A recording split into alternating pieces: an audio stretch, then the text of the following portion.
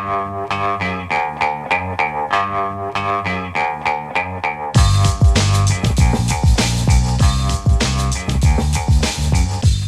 the Brian Lehrer Show on WNYC. Good morning, everyone. So last night on the station, as some of you may have heard, WNYC's Nancy Solomon hosted the penultimate edition, I presume it's the second to last edition, of her series, Ask Governor Murphy, the monthly call-in with New Jersey Governor Phil Murphy, who, of course, will be leaving office at the end of next month. He was term limited out. And the first caller they had last night was a woman who identified herself as Mikey from Montclair. Mikey from Montclair. See if you recognize the voice. Hi, Governor. I'm a long-time listener, first-time caller. And I just had a question. I was wondering if somebody was interested in being the next governor of New Jersey, what advice would you have for that person? And so they had a little advice exchange. Here's some of it. Mikey, as you probably know, if you've listened before, and I know your husband tells me he listens, we try to get back to all our callers within 24 hours, so I'll have Dennis Zebeloff give you a call tomorrow morning. No. Sorry. I assume you must be in Washington voting. Is that where you are? I am. I'm in the middle of it. Yeah, we're fighting hard for health care, but, it's just not looking good for reasons I still can't quite comprehend. Why you'd want to rip healthcare away from people. Over 450,000 New Jerseyans could see their rates go up exponentially. It's really tough, but we'll keep up the fight. And I know you have ideas too on just how to continue to keep people whole in New Jersey as we fight some really bad stuff coming from Washington. And with that, we welcome WNYC's Nancy Solomon back to the show for at least one more. I presume, Nancy, one more after today. Ask Governor Murphy. Two. Yeah, we got December and January. And his term ends the 20th, and we'll be on sometime the second week of the second Wednesday of January. I don't know. Usually it's like the 12th, 11th, 12th, 13th, something like that. So just the political junkies in the audience can keep their calendar straight. The mayor of New York is inaugurated on New Year's Day, but the governor of New Jersey not for a few more weeks. Did you say January 20th? Exactly. Yeah. Same day as presidents are inaugurated. Yeah, which is not always true, but this year it happens to be. Yeah. So is that a setup? Did you know that Mikey Sherrill was going to call in, or did the governor know that Mikey Sherrill was going to call in and ask for advice? I wouldn't go so far as to say it was a setup, but I will say that I did suggest to Mikey Sherrill's people that maybe she would want to call in. And I wasn't sure because she was in Washington and they were voting on the federal shutdown. They weren't sure whether she'd be able to. So, we didn't have a specific time or anything. We did give her a number so she could get right in and not face a busy line. A little trick of the trade that we can do, as you know. Mm-hmm. So I wasn't sure. And I just told them it doesn't matter what time, but during the hour, just call and I'll be able to pivot and get you on. So, yeah, I did know it was coming. So actually not a lot of advice in that clip after she asked for advice on being governor of New Jersey. But interesting that Sherrill was calling from Washington after the vote to reopen the government. For the record, did she say how she voted? She didn't happen to say it, although the context was, of course, that she opposed it because she talked about how it was going to cut the healthcare. It was going to increase healthcare premiums. But she did vote against it. All the Democrats in the New Jersey congressional delegation voted against it. And then later last night, she announced that she's going to resign. There's been a question of when is she going to resign from Congress? Mm-hmm. And that because it takes her resigning for the governor to then be able to get the clock started on a replacement. And so she announced she's going to be doing that, I believe, next week. But that just, as you say, gets the clock started on a replacement. From what I read, it looks like it's going to be a few months into next year before her seat is actually replaced. That's presumably in that district going to be another Democrat. But first few months of the new Congress, first few months of next year, I see, going into the midterms, not coming out of the midterms. There'll be one less Democrat in Congress. Yeah, which is, a big deal, right? And when you've got the margins so slim. And in fact, there's been talk between the governor and leaders in the state legislature to get a bill passed and signed that would shorten the days, because the statute requires a certain number of days between the governor's announcement and the primary, and a certain number of days from the primary to the general. Right. And they're pretty generous, and it really does take about 6 months.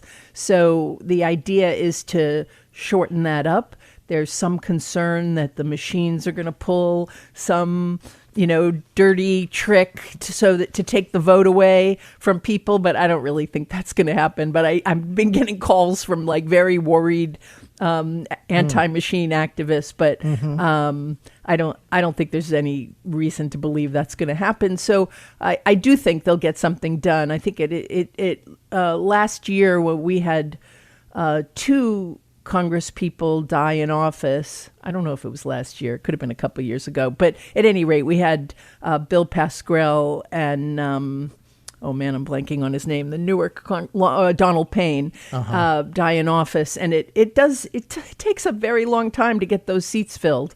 And so there is concern about it right now. And this is sort of civics wonkiness.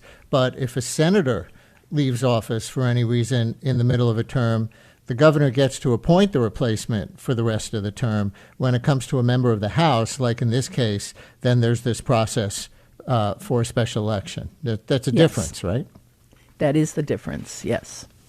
So Governor Murphy is still the governor for these remaining weeks, or 2 months or so.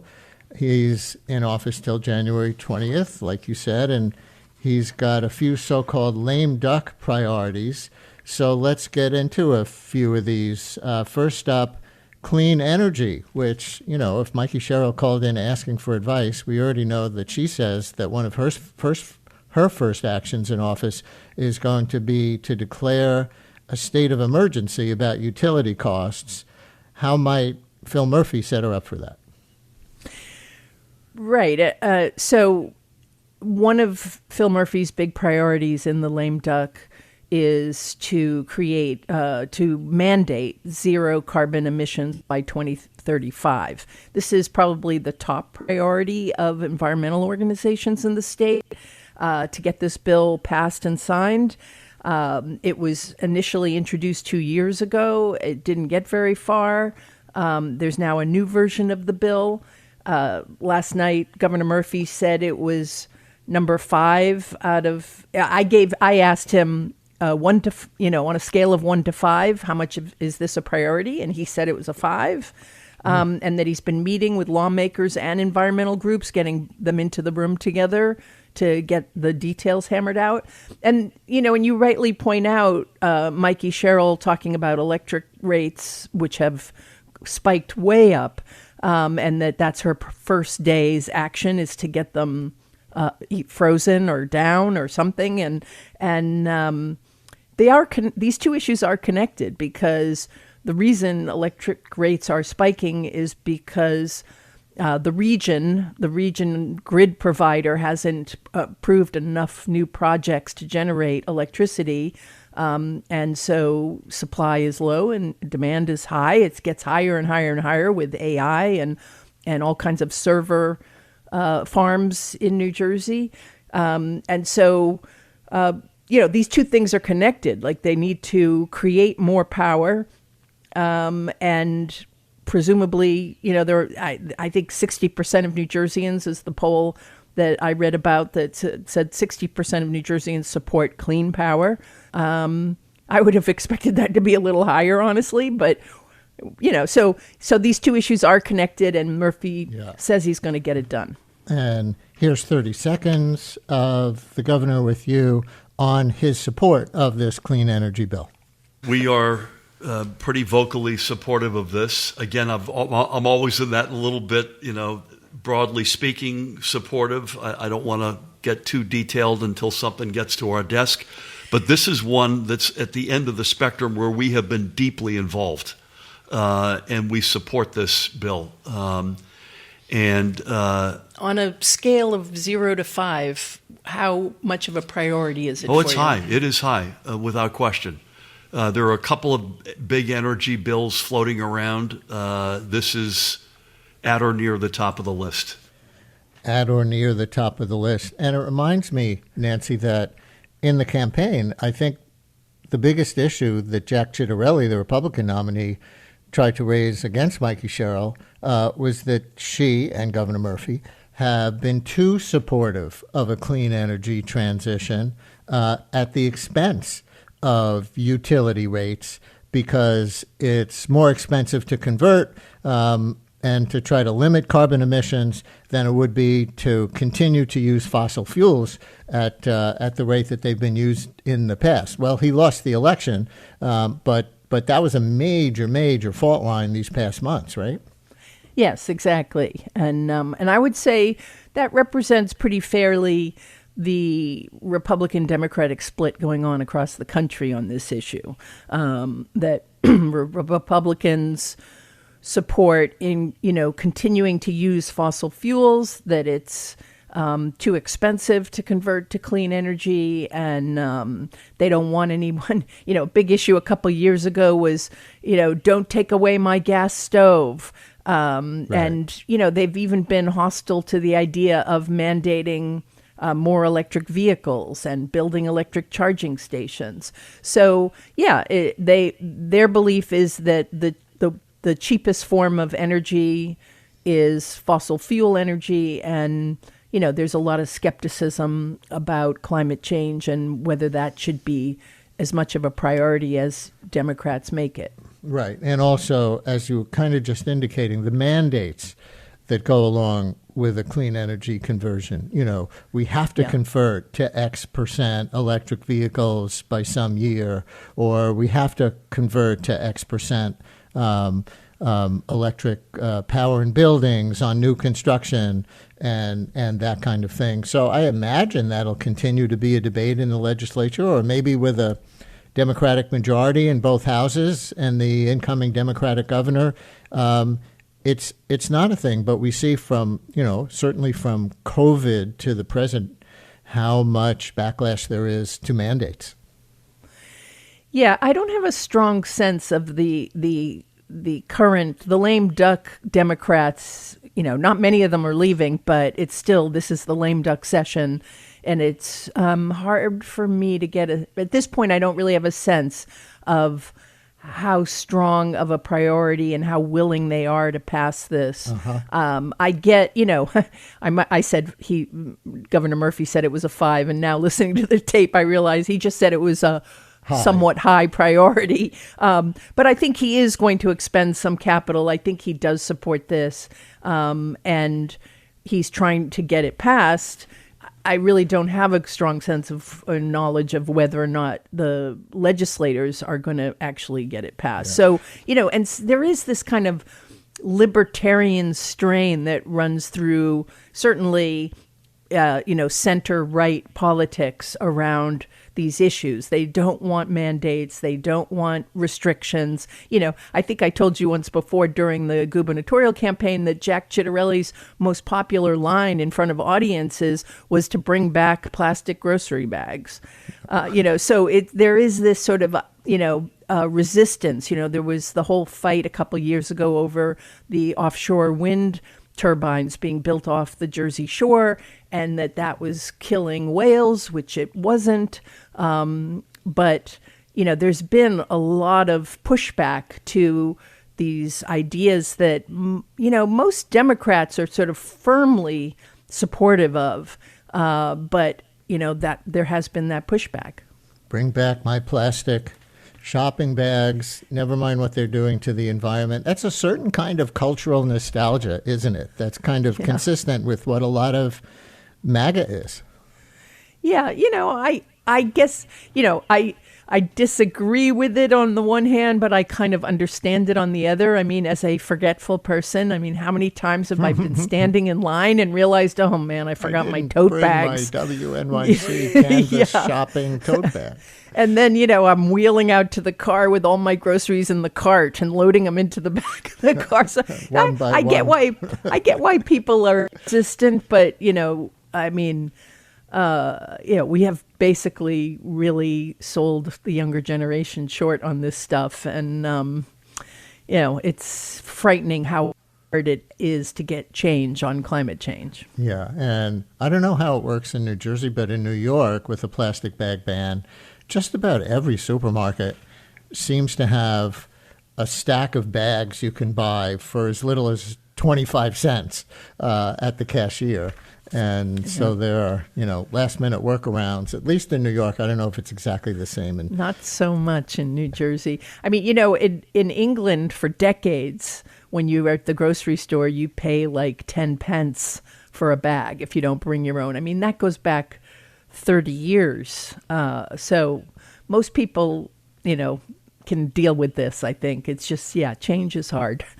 Listeners, any questions for Nancy Solomon on the questions she's been asking Governor Murphy for a number of years now, or on Mikey Sherrill's call in to Ask Governor Murphy, which we'll see if it becomes Ask Governor Sherrill next year. I don't know if that's determined yet, one way or the other. But Cheryl's call in, or this issue of green energy, or anything else you want to say or ask about this moment of transition from Murphy to Sherrill in New Jersey, 212-433 WNYC, or anything you want to ask, 212-433-9692. You can call or you can text for WNYC's Nancy Solomon today.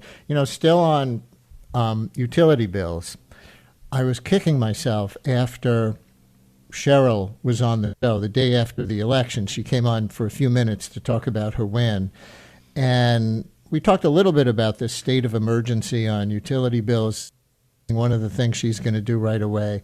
But then I realized after the show, and folks, this is a little behind the scenes, I have one of these every single day about one segment or another where, I should have asked about. But in this case, it was that Abigail Spanberger was elected at the same time, the new governor of Virginia. And I understand that they were friends. They knew each other. They've known each other for a long time. And if you remember, in one of the gubernatorial debates against Chitterelli, Cheryl made a big thing of utility prices going up because of AI data centers in Virginia in particular. And that I guess they use the same energy supplier in New Jersey and Virginia. And so that pushes up prices in New Jersey as well as in Virginia, where those data centers are located. And I wish I had asked her, so have you talked to your friend Abigail about doing something about these Virginia data centers that are pushing up utility prices in New Jersey? You can ask her, or other reporters can ask her, or the next time she's on the show, I'll ask her. But I think that's an interesting wrinkle to what might happen, or what the conversation might be with these two particular governors just being elected.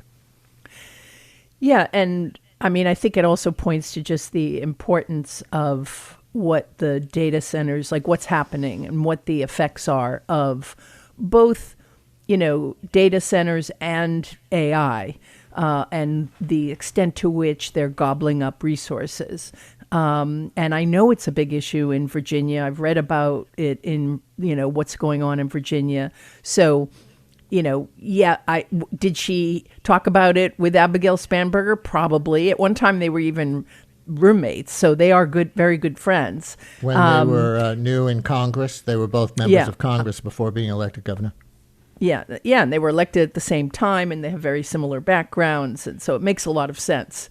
But whether or not she's actually spoken with her, I think it speaks to the fact that we are part of a national grid, and we're in a supply and demand system, and it's sort of regular people who are going to pay the price if if tech companies don't have to pay, extra and do their share for gobbling up all this energy, then of course it's going to fall to regular ratepayers. So I think it's a good thing that some political leaders are looking at this and trying to figure out what to do about it.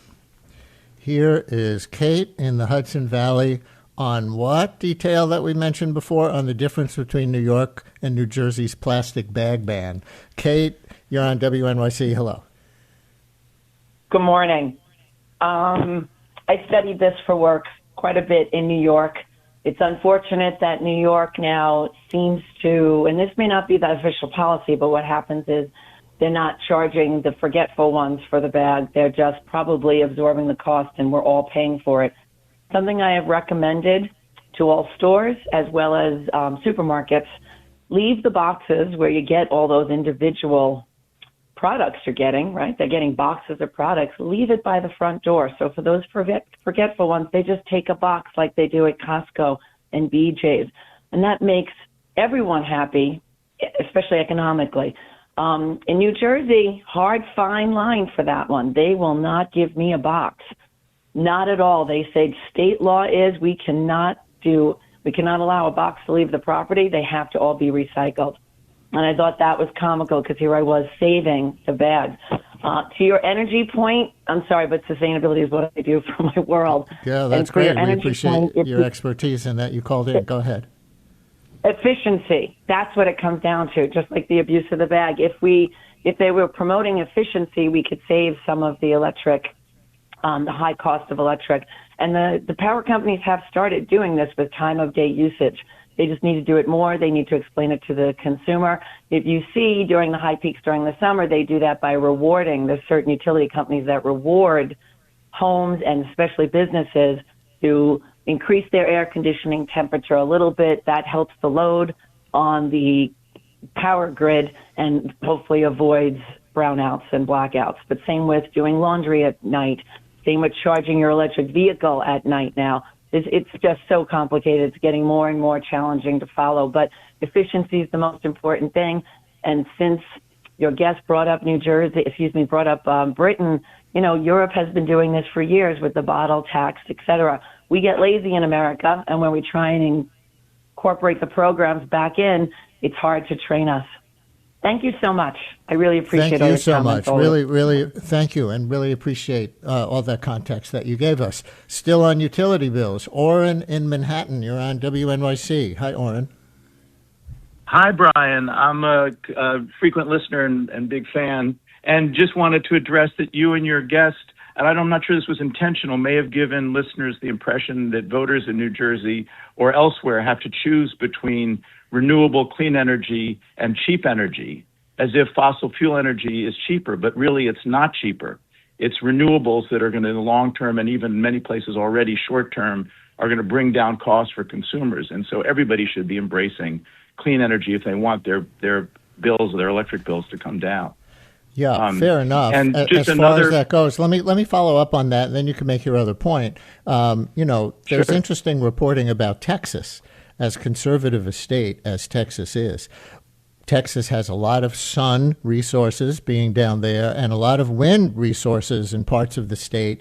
And wind energy and solar energy, from what I read, are galloping ahead because the state sees it in its interest, even while these debates are going on at the more ideological level. But what some people might say, a little bit different from what you said, is yes, wind and solar may be the cheapest forms of energy to develop going forward. But if you stop the use of fossil fuels too quickly, it's going to push prices up for a while. That the actual cheapest for utility rates is to have lots of development of those new things, which of course we know Trump and a lot of other Republicans want to stop, but to have lots of development of the new renewable sources, but also to continue to use fossil fuels until that transition takes place, or continue to use fossil fuels as much as necessary to keep prices down. So I don't know if you have a response to that or take on that, but it's that that all of the above approach that gets hit from both sides? I think you're exactly right. It has to be a combination as we do the transition. No one's saying we can go cold turkey and just stop using fossil fuels tomorrow. But if we stop the build out of new infrastructure to create more fossil fuels and instead put those resources into cheaper, renewable, clean energy, then that's going to bring down costs much quicker than if we completely invest in building out new sources of fossil fuels, which is what the Trump administration is trying to do. And another related point is that you've been talking about the AI debate. And the problem with AI is not just that it consumes huge amount of energy, but it is also polluting and putting methane into the air in a lot of places where they're using certain kinds of power sources to drive the AI. In the new Elon Musk plant in Memphis, they're using methane producing generators, which are increasing climate change as well as burning up huge amounts of energy that are making prices higher for consumers in Tennessee. Thank you very much. We really appreciate your call. One more on this before we pivot to Gateway Tunnel, and if that's coming back now that the government shutdown is over, and some other things with Nancy. But one more on this. Manuel in North Bergen, an electrical engineer, he says. Hi, Manuel. Thank you for calling in. Hi. The technology for wind energy exists for many years already, and I'm very surprised it hasn't been used in this country. I come from Spain, and in Spain right now it's probably about 30,000 towers for wind energy, but with a population of 48 million. But in the region of Galicia, where I come from, less than 3 million people, we have already about 2,000 towers, right, for wind energy. When in New Jersey, there's only 5. I checked it the other day, only South Jersey. This is laughable. This is unbelievable. And in my region of Galicia, for example, the rate that the power companies charge you for kilowatt hour depends on the cost of production. Some days, when you produce most of the energy by wind energy and hydroelectric, is zero, the cost of the supply part, of the bill. This is and then when the people say it's more costly, no, that's not true. There's a lot of lies in this country about this technology. You know what I mean? Yeah. And so, and also pollution. How about pollution? I suffer in New Jersey from headaches every day because of pollution from power plants mostly.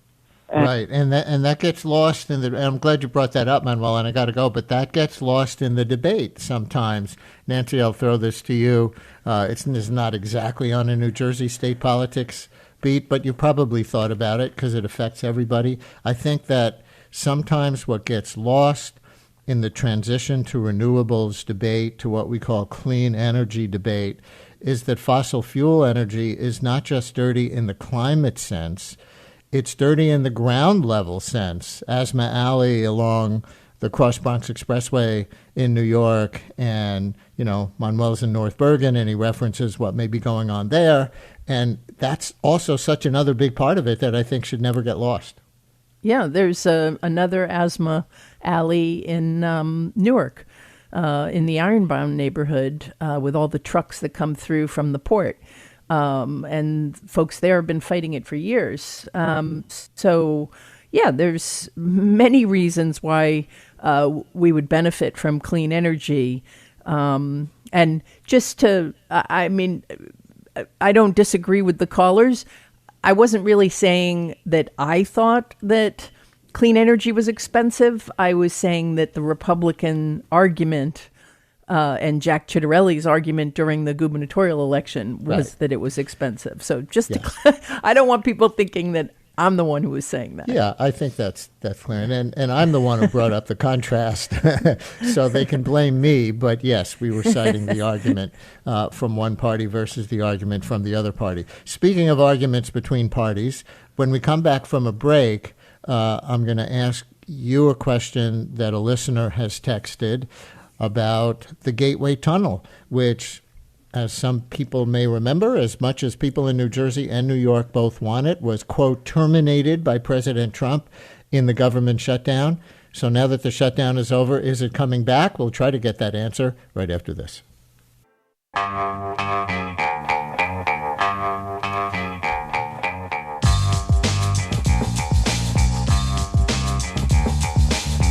Brian Lehrer on WNYC with WNYC's Nancy Solomon on the morning after her third to last. If second to last is penultimate, is there a word for third to last? Not that I know. But after her third to last, Ask Governor Murphy call in last night. We're inviting your calls for Nancy on anything you may have heard there, anything you want to say about Governor Murphy's tenure or going into Mikey Sherrill's tenure or the transition. 212-433-WNYC, 212-433-9692. You can call or you can text with a comment or a question. And here's the one, Nancy, that I teased before the break. Listener writes, is there anything that Governor Murphy is doing during this interregnum to save the Gateway Tunnel project? Do you know? I think the hope is that now that the federal shutdown is coming to an end, and they will just, without a lot of fanfare, if they being the White House and the Department of Transportation will just restart it all back up. It's such a political losing issue for the Trump administration, and I think it's largely believed that, Mikey Sherrill didn't just benefit from a huge Democratic turnout that was, reacting to the Trump White House. She also flipped a lot of 2024 Trump votes. And so, what's behind that? And I think, part of that was terminating the tunnel as a form of political punishment. I mean, there are a lot of issues that people are upset about. There's the masked ICE agents. There's the bulldozing of the East Wing of the White House. There were so many things that happened in the last couple weeks of the election. Prices. Yeah, well, that too. There's broad support for fighting the the Affordable Care Act, premiums going up. So, it's hard to parse out exactly which of these issues, but certainly the Gateway Tunnel is a very popular project. And so, my guess is that it's just going to come back on track. If not, there'll be a huge fight, and it'll certainly help Democrats in the 26 midterms. Right. And they just passed this reopening of the government bill in the House last night, and President Trump just signed it last night. So this is barely 12 hours old as we speak. But I just did a Google search, and I could not find any news story yet that refers to restarting the Gateway Tunnel, the aspects of it that they said were being terminated. No reference to it one way or the other, whether Trump, for other reasons having to do with DEI or whatever, will try to keep it terminated, or whether now that process just starts up again because there's the money again to keep going through the paces that had been funded, but previously by Congress. But that was one of the reasons that Chitterelli lost, right? I mean, Trump, though he endorsed Chitterelli had given Trump an A on his time back in office so far in one of the televised debates. And then right after that, Trump turned around and said, no, we're terminating the Gateway Tunnel project. And Chitterelli was immediately on the defensive about how can you say Trump deserves an A when he's canceling one of the most important things that the federal government is doing for New Jersey. It really hurt him, right? Yes, absolutely. And his line was, well, I'm the guy who can pick up the phone and talk to President Trump and get it back on track. But that's a bit of, I'd say, cold comfort to people who want to see this project happen. They don't want it being taken off track in the first place. So, I think this is definitely one of the animating factors behind the turnout and the vote switching and just, the Democratic victory that we saw in New Jersey. Now, a word nerd like us, a word nerd, called in to say that the word for third to last is ante, A-N-T-E, anti-penultimate. We're looking that up. Yeah, it looks like it's right. Well, it's before penultimate. Sure, that makes sense. Yeah, ante means before, antediluvian, all of that. Antebellum. So yes, well, now you know that you just hosted your anti-penultimate Ask Governor Murphy. John Well, and let me Prince- say, I'm Yes, sorry, Brian, but let please. me say I'm taking suggestions from listeners about what we should do for the last show. So get in touch. Well, what are you thinking of doing? He wants to drink. Drink I on think the that air? might be Is a that bad even idea. legal? Well, I don't know. It's legal, isn't it? I don't know if it's legal to drink on the air. I suggested a tour of his house. He poo-pooed that one pretty quickly last night when I just kind of half-jokingly suggested it. I don't know. I don't know what we're going to do. A tour of his house. You know, Would that be his private? Does he live? Now, people in New York may not know. The governor's mansion in New Jersey is called Drumthwacket, isn't it? yes, except he doesn't live there. Drumthwacket is like a colonial, big, huge mansion in Princeton that's kind of a little bit out of date, I would say. And the governor and his wife live in the place where they've lived for many years, just outside Red Bank on the water, technically Middletown, in a really pretty spectacular big mansion. He could put in a gold-plated ballroom in Drumthwacket, and it would be a thing again. I don't know why that's on my mind. I'm going to say I try to steer clear of too many opinions about Governor Murphy, but I'm going to say, you know, he has better taste than that. He is, that house is, I've only been on the outside of it, but it's pretty nice, and it's a gorgeous spot, and we do the show from the pool house, and there's no sign of gold. If anything, he's big on Elvis Presley memorabilia. Interesting. And I have to look up, now that we've looked up anti-penultimate, I'll have to look up Drumthwacket, unless you know, as to where that comes from. I mean, it sounds like what the person in the percussion section does. With a lisp. I do not know where that name came from. I'm going to have to look it up too. But it's, you know, it's kind of what you would expect from a colonial era mansion. John Looks in like Princeton. it belongs in like an, yeah, go ahead. No, you Yeah, want to it's a finish bit of that a sentence? I'm drum sorry. thwack. I thought you were, hang on, I thought you were done with that sentence, Nancy. I'm sorry. Looks I like was just a going bit to say, of it a looks like colonial- something it looks like something you'd see in an English costume drama. And John in Princeton wants to make a segue and bring us down to earth here. Hi, John. You're on WNYC. Yeah, you might ask the governor about if you're going to drink about water. I have a friend who's been involved in development work in Trenton, and he's telling me that the Trenton water system, which also provides water for places like sort of neighboring areas, is on the verge of collapse. He's been talking to one guy who recently retired, and the problem is that the Trenton hasn't invested for 30 years. So some of the pumping stations, some of the others, he thinks there's a real chance there could be an outbreak of some kind of waterborne disease. So you might ask the governor about that, and you might also ask Mikey Sherrill. And I will try and get the name and see if this retired person is willing to talk to you, and then I would call up the station and put you guys in touch with him. But this could be one of these stories that just explodes because something happens. John, we could take your contact information off the air if you want that. Yep. So talk to the producer. I'm putting you on hold. Talk to the producer, and you'll see if you can arrange something. And I don't know if this is the first you've heard of that potential horrific scenario with water in Trenton, Nancy. Not the first I've heard, but I can't right on the spot pull up exactly what I know about it.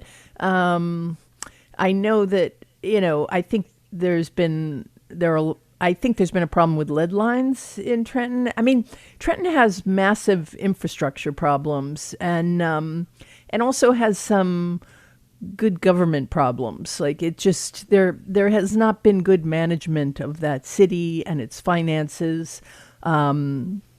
So there are lots of problems in Trenton, and of course it is the home to the state capital, which makes it even that much more stark and glaring. But yeah, I would be happy to talk to the caller and put together a question for the governor. Or, of course, people are welcome to call in and ask the governor about it. And that's the whole point of the show. And we'll end this by noting that another text came in on what it might take to get Trump to unterminate the Gateway Tunnel project. Listener writes, I know what Trump wants. Rename MetLife Stadium Trump Stadium. So we will leave that there as a snarky punchline from a listener with a 914 area code, by the way, peering across the border, as the anti-penultimate day after the third to last Ask Governor Murphy call-in with Nancy Solomon appearance for the morning after is now concluded. Nancy, thanks. Talk to you next month. Thanks, Brian.